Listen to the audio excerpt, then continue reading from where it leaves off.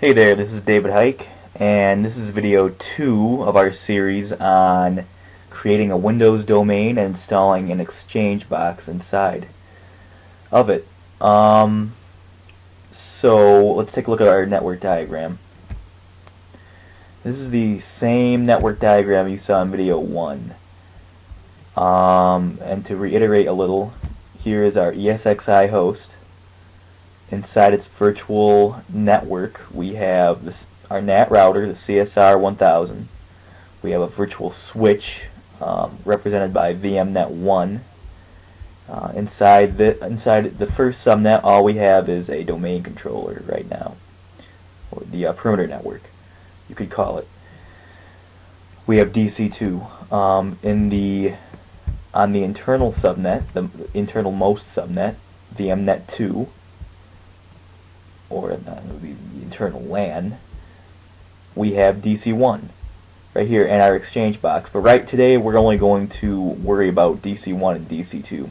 All we want to accomplish in this video is install the necessary roles that we want onto these servers. So let's go ahead and go into our vSphere client, and I've already counseled into these two machines. So let's go into DC1 first.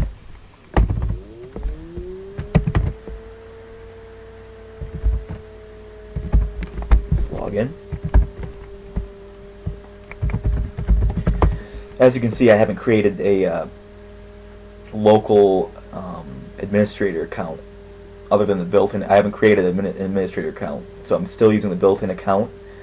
It doesn't really matter. You could create an administrator account, and after you promote this to a domain controller or add a server to the domain, that administrator account will become a domain administrator. Well, depending on whether or not you promote it to a domain controller, it'll become a domain administrator account.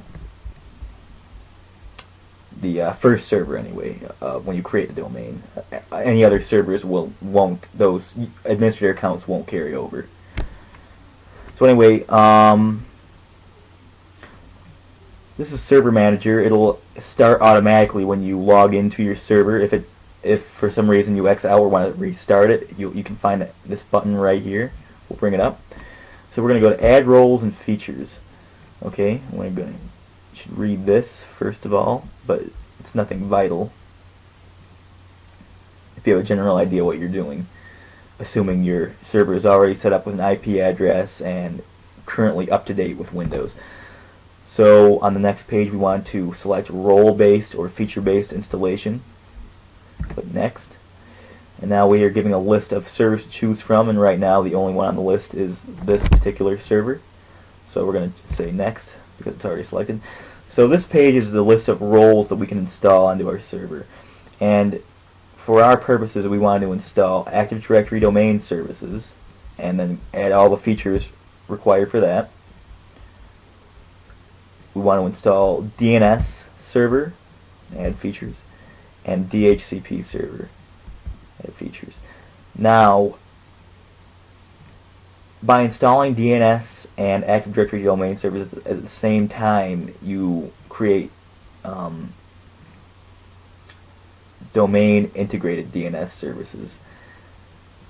I don't believe this works if you install DNS. Well, it would work if you install DNS afterward. It would still be domain integrated DNS services. However, it seems you run into less errors if you install these roles at the same time on the same installation.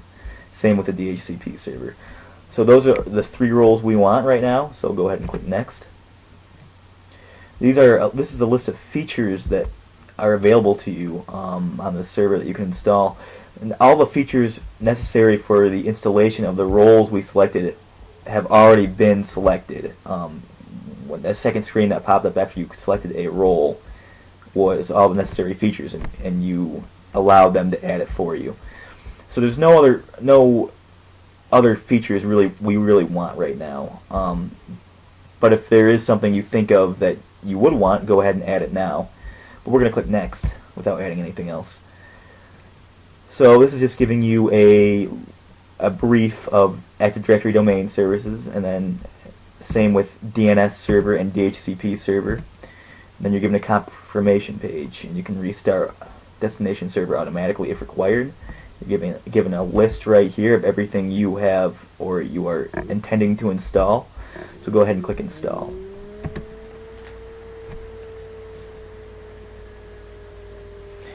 And now feature installation has begun, and it'll finish. I'm not sure if it'll require a restart. I'm not sure how long it'll take. It usually doesn't take very long. If it does require a restart, you should do that first thing, and do not move on before restarting your computer.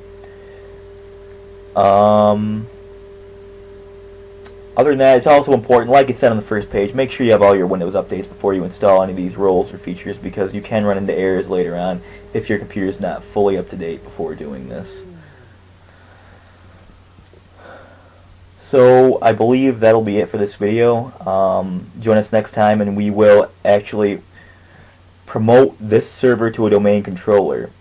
And keep in mind that every role that I've installed on this computer so far, I will install on domain controller 2. I won't do that on video because it's literally the exact same process. However, just keep in mind that it was done on DC2. Alright, thanks for joining us. See you next time.